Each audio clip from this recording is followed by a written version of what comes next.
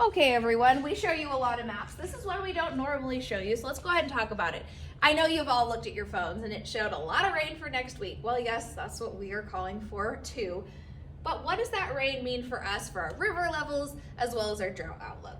Currently, this is a look at our current river gauges, and everything is looking really nice. We're all in the green. This is very typical for this time of year. Flooding normally, think back to some of our major floods. Those have all happened really in March, April, and May.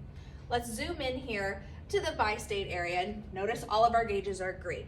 However, the long-range flood outlook, so this is a 25% or greater chance of exceeding river flood levels, has most of us in the minor to moderate category.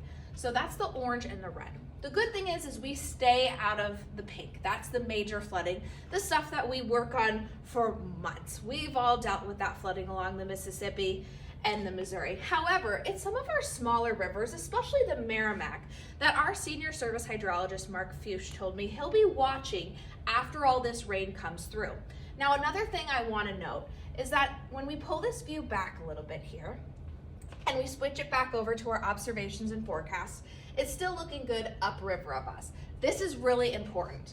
So a lot of times our major flooding can happen during years when there's an intense snowpack to the north of us. So this is from the headwaters of the Mississippi River at Itasca State Park in Minnesota.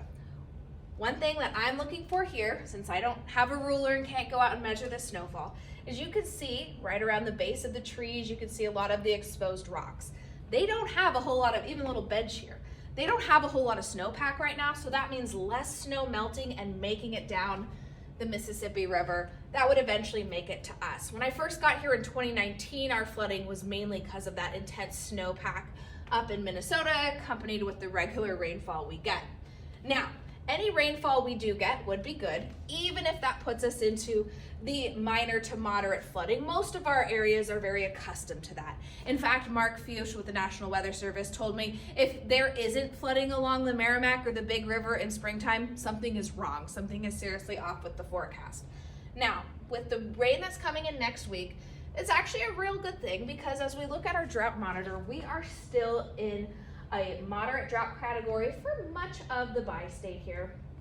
A little bit abnormally dry for some other spots, and we of course have some extreme drought for some parts of Illinois right now. Any rainfall we get will help, however, we've got to still have more of it. It can't just be a bunch in a week and then a dry spell for 3 weeks.